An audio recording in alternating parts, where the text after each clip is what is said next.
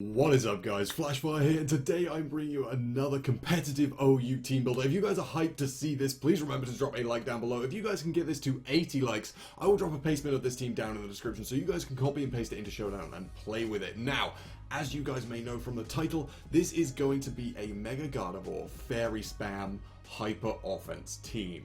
Now, for those of you who are new, this team will be used in lives throughout this week, so if you want to see this team in action, please do hit that subscribe button. It is the best way to keep up to date with the content. But right now we are going to jump into this. So, Mega Gardevoir. Now, this guy is a fantastic mon in the meta at the moment. Okay, so there are very few things that can switch into the combination of attacks that we've got right here. This is actually incorrect. We're going to be running Calm Mind over. That's not how you spell Calm Mind. We're going to be running Calm Mind over HP Fire. So, there are very few things that can switch into this mon in OU. Hyper Voice, Okozal 2-hit KOs, the majority of the tier. And the stuff that it doesn't, Focus Blast more or less mops up. Psyshock is there obviously for stuff like Venusaur and Chansey and Blissey, the blobs which are gross. And Calm Mind is there because, now the reasoning behind this is, we could be running HP Fire in this slot, we could be running Taunt, we could be running Will-O-Wisp. I have done a little bit of testing with this team and I have found that I never use Will-O-Wisp, I very rarely use Taunt, so we have Calm Mind on there because the common checks to this guy are things like Ferrothorn and Heatran and all this kind of stuff that will force it out, won't necessarily take 2 Focus Blasts, but will force it out. So we're running Calm Mind on there, so that we can predict the switch into those mons, set up, and then Focus Blast Okos them at that point, which is fantastic. Also, +1 Mega Gardevoir is actually terrifying, which is fantastic. Now, the EV spread I'm running is looking a little bit weird. I do see that, guys. I do understand that. Now, the reasoning behind that, there are a number of reasons. So, the reason we're running 12 HP and 24 defense is because that means that we never get 2-hit KO'd by Latios's Life Orb Psyshock. So we can switch into it and Hyper Voice and not die if we really have no other answer to it. And now the speed investment is what looks the weirdest, I think. So the reason we're running this is, that's actually incorrect. God damn it, it's 1 point off. God damn it. Okay, so we drop 1 HP and we add 1 speed. So the reason for the speed investment is that we have Trace on here. Now, running 276 speed means we always outspeed Adamant Excadrill. Now, if we hadn't Mega Evolved this guy and we still have Trace intact, we can switch this into Excadrill while the Sand is active, Trace Sand Rush, guarantee to outspeed the Excadrill, and Revenge Kill with Focus Blast. That's the logic behind that. Also, we're not running max speed on this guy because we need to chuck some of the EVs into bulk, and the special attack investment is very important, it turns out. So that's why we're not running max speed, but we are running some speed. Also, there's not that many base 100s that you really want to like speed tie with and all this kind of stuff. So yeah, I'd much rather be in a position where I know I'm not going to outspeed the base 100 and I'm going to play around it, rather than be in the position where I might outspeed him, you know, there's a chance, I don't know. So this is going to be the first, the founding pillar of our Fairy Spam team right here. Gardevoir, the real MVP. Basically, the idea of this team is to spam out Hyper Voices as much as possible. I'm kind of drawing influence for this team from the Gardevoir team that you guys saw a couple of days ago, or a couple of days ago from the RNT, and from the Dark Spam Hyper Offense team that I played a couple of days ago. So I'm kind of taking elements of those teams and kind of meshing them to make something cool. So we've got the Gardevoir right here. Now the next mon we're going to go over, like I said, this is Fairy Spam, wouldn't be complete without more than 1 Fairy type. Now, Azu here. I've decided that we're going to be going with an Assault Vest set. Now, this is questionable. I was originally running Choice Band on this guy, but it turns out having a little bit of extra bulk on the team is fantastic. A little bit of extra special bulk. So, I don't know. This guy's here, and he is here to stay, I think. Now, the option is the item is definitely optional. But for now, we're going to be testing out with this. If you guys want to see me run Choice Band, let me know down in the comments, and I will try my best to make that a reality. So we're going to be going for Play Rough, Waterfall, Aqua Jet, obviously, because priority is fantastic, especially on offense teams, especially as this guy's a slower mon on an offense team. And then we're going to go, I decided to be like, you know what, we don't need Play Rough. What we need is Superpower, because we're going to surprise all the Ferrothorns. I don't know. It's just what I'm feeling right now. Now this guy's called Jerry, and the moveset, the EV spread we're going to be running is the standard Assault Vest Azu set, because this basically gives us a really decent amount of bulk. It means we hit 300 special defense with the Assault Vest, and we've got crazy high attack, because obviously I haven't done the nature here, but we're going to be adamant, huge power, adamant play rough. Top notch, so much damage on everything. Now, when you're running a choice band, obviously this does even more, and it's crazy. But we are running another choice band user on the team, so I figured 2 would be a little bit much. Chafir. So, with that said, the next one we're going to be going over is actually Sizzle, which is going to be our current choice band user. Now, I figured because we're running offense, obviously, we do kind of struggle against opposing offensive teams, just by the very nature of we don't have switch-ins to stuff.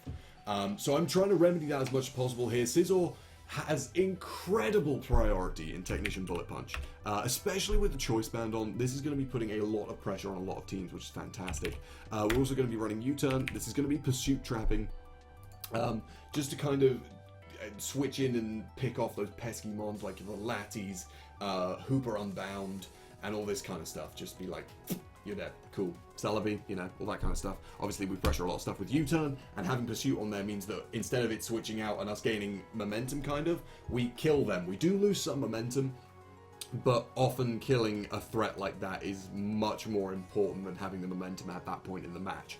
Now, we're just going to be running max attack and max HP on this guy with an adamant nature, because we want to be hitting as hard as possible, and I feel like most of the time it's not worth running speed investment on this guy. Correct me if I'm wrong. If you guys want to see me run some speed investment on this guy, absolutely let me know and I will do that. As always with these team builders, guys, if you have any suggestions for how I can improve the team, I am more than happy to listen to constructive criticism from you guys. I want to improve this team and make it as good as I possibly can. I know I can build teams and they are often okay, but they can always be improved upon. And that's what we're going for right here. So the final move that we're going to be running on this guy, I did decide to go for superpowers again. Now, I feel like this could be a little bit too much hate for Ferrothorn, so I'm actually going to go for knockoff on here, I think. Pursuit and knockoff, I know it's double dark moves, but they do very different they do very different things, and I feel like it is perfectly valid to be running both on here.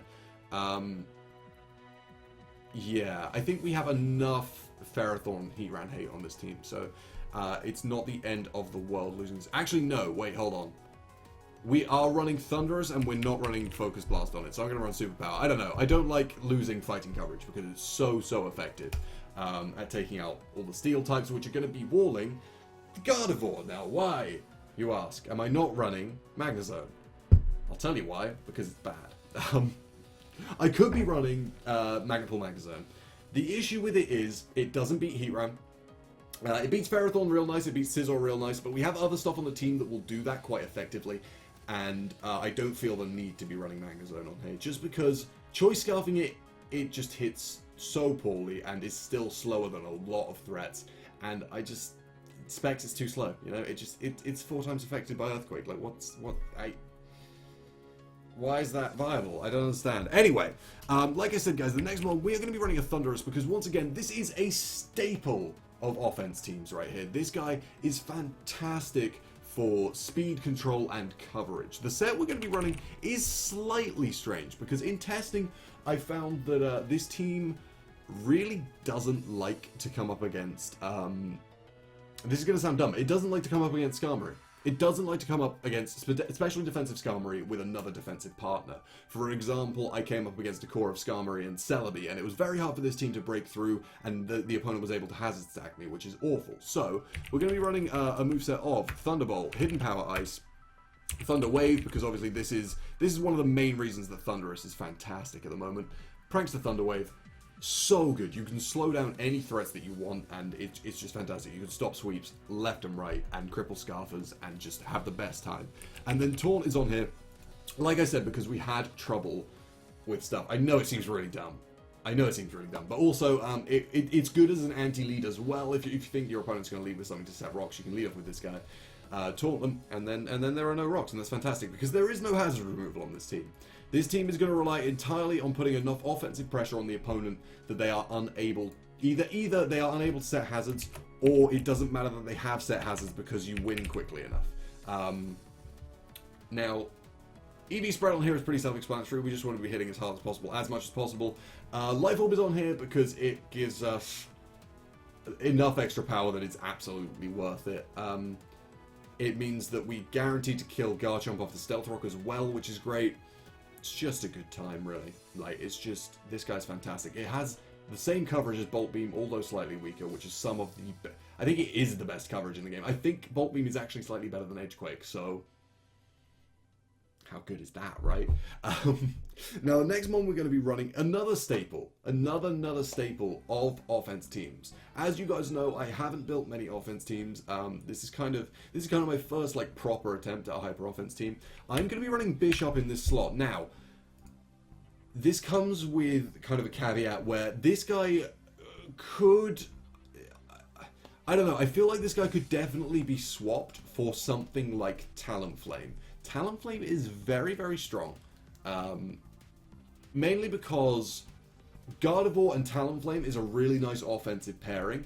Gardevoir pressures a lot of Talonflame's checks, Talonflame pressures a lot of Gardevoir's checks, and they do work well as an offensive pairing. However, I've gone for Bishop on here because the ability to keep rocks on my opponent's side of the field is going to be very important during these games. We want to be putting as much pressure on the opponent as possible, punishing them for switching, all this kind of stuff. This also gives us another great form of priority, which is fantastic, and the ability to knock stuff off, because nothing on the team currently has knockoff. I believe we replaced knockoff with superpower on Scizor. So it's going to allow us to deal with stuff like Chansey much, much better, which is fantastic. So we're going to be running the Life Orb set with Swords Dance, because like I said, guys, we want to be pressuring the opponent as much as possible all the damn time, and if we can force a switch and kill something with a Swords Dance, like, whoa, I know Swords Dance doesn't kill stuff, don't you say it.